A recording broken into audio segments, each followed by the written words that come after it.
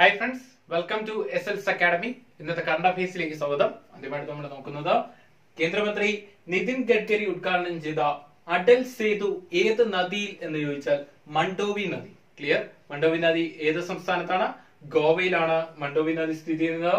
ഈ അടൽ സേതുവിന്റെ നീളം എത്രയെന്ന് ചോദിച്ചാൽ 5.1 കിലോമീറ്റർ നീളം. ക്ലിയർ? അടുത്ത point, Assam republic journalism award നേടിയത് ആരെന്ന് ചോദിച്ചാൽ DN ചക്രവർത്തി. ക്ലിയർ ആണോ?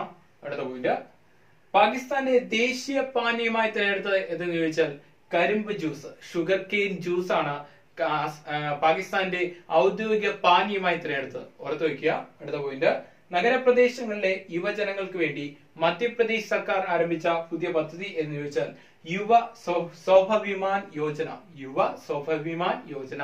ക്ലിയർ? അടുത്ത point, Oxford dictionary Hindi word of the year 2018 ആയി തിരഞ്ഞെടുത്തത് എന്ന് ഏത് വാക്കെന്ന് ചോദിച്ചാൽ നാരി ശക്തി.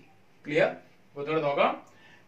കേന്ദ്രമന്ത്രി നിതിൻ ഗഡ്കരി ഉദ്ഘാടനം ചെയ്ത അടൽ സേതു ഏത് നദിയിൽ എന്ന് ചോദിച്ചാൽ മണ്ഡോവി നദി. മണ്ഡോവി നദി ഏത് സംസ്ഥാനം എന്ന് വെച്ചാൽ ഗോവ. നീളം 5.1 കിലോമീറ്റർ ആണ് ഈ പാലത്തിന്റെ നീളം. ക്ലിയർ? അടുത്ത, ആസാം റിപ്പബ്ലിക് ജേർണലിസം അവാർഡ് നേടിയത് ആരെന്ന് ചോദിച്ചാൽ DN ചക്രവർത്തി. അടുത്ത പോയിന്റ്, പാകിസ്ഥാന്റെ ദേശീയ പാനീയമായി തിരഞ്ഞെടുത്തത് ഏതെന്ന് ചോദിച്ചാൽ കരിമ്പ് ജ്യൂസ്, ഷുഗർ കെയിൻ ജ്യൂസ്. അടുത്ത പോയിന്റ്, നഗരപ്രദേശങ്ങളിലെ യുവജനങ്ങൾക്ക് വേണ്ടി മധ്യപ്രദേശ് സർക്കാർ ആരംഭിച്ച പദ്ധതി എന്ന് ചോദിച്ചാൽ യുവ സൗഭാഗ്യമാൻ യോജന. അടുത്ത point, Oxford dictionary Hindi word of the year 2018 ആയി തിരഞ്ഞെടുത്തത് എന്ന് ചോദിച്ചാൽ നാരി ശക്തി. ക്ലിയർ? അടുത്ത പോയിന്റ്, ഇപ്പോ എഞ്ചിനില്ല ട്രെയിനായ ട്രെയിൻ 18ന്റെ പുതിയ പേര് എന്തെന്ന് ചോദിച്ചാൽ Vande Bharat express. Vande Bharat express train 18 എവിടെ മുതൽ എവിടെ വരെയാണ്? ഡൽഹി മുതൽ വാരണാസി വരെയാണ് ഇതിന്റെ യാത്ര എന്ന് പറയുന്ന റൂട്ട് എന്ന് പറയുന്നത്. ഓർത്തു വയ്ക്കാൻ മറന്നുപോയത്. അടുത്ത പോയിന്റ്, അന്താരാഷ്ട്ര ക്രിക്കറ്റിൽ അർദ്ധ സെഞ്ചുറി നേടുന്ന ഏറ്റവും പ്രായം കുറഞ്ഞ വ്യക്തി എന്ന റെക്കോർഡ് കരസ്ഥമാക്കിയത് ആരെന്ന് ചോദിച്ചാൽ രോഹിത് പൗഡിൻ. നേപ്പാൾ സ്വദേശിയാണ്, നേപ്പാൾ കളിക്കാരനാണ്, നേപ്പാൾ ടീം അംഗമാണ് രോഹിത് പൗഡിൻ. സച്ചിന്റെ റെക്കോർഡാണ് ഇദ്ദേഹം മറികടന്നത്. UAEക്കെതിരെയായിരുന്നു മത്സരം. UAEക്കെതിരെ മത്സരിച്ചായിരുന്നു ഈ റെക്കോർഡ് കരസ്ഥമാക്കിയത്. സച്ചിന്റെ റെക്കോർഡാണ് മറികടന്നത്. ഓർത്തു വയ്ക്കേണ്ട ഒരു പ്രധാനപ്പെട്ട ഒരു പോയിന്റ്.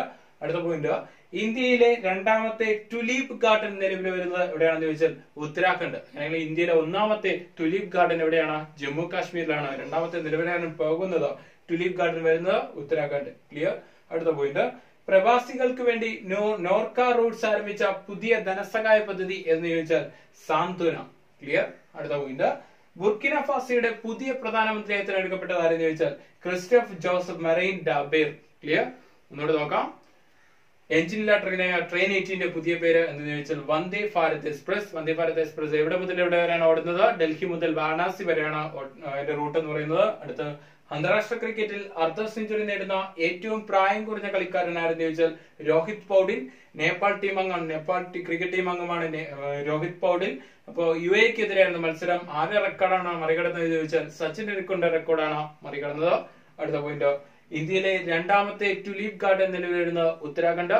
ഒന്നാമത്തത് എവിടെയാണെന്ന് ചോദിച്ചാൽ ജമ്മു കാശ്മീർ. അടുത്ത പോയിന്റ്, പ്രവാസികൾക്ക് വേണ്ടി നോർക്ക റൂട്ട്സ് ആരംഭിച്ച ധനസഹായ പദ്ധതി എന്ന് ചോദിച്ചാൽ സാന്ത്വന. അടുത്ത പോയിന്റ്, ബുർക്കിന ഫാസോയുടെ പുതിയ പ്രധാനമന്ത്രിയായി തിരഞ്ഞെടുക്കുന്നത് ആരെന്ന് ചോദിച്ചാൽ ക്രിസ്റ്റഫ് ജോസഫ് മെറൈൻ ഡാബിർ. ക്ലിയർ ആണോ? വീഡിയോ ഇഷ്ടപ്പെട്ടെങ്കിൽ ലൈക്ക് ചെയ്യുക, കമന്റ് ചെയ്യുക, ഷെയർ ചെയ്യുക, സബ്സ്ക്രൈബ് ചെയ്യുക. അടുത്ത ദിവസം വീണ്ടും കാണാം. Thank you.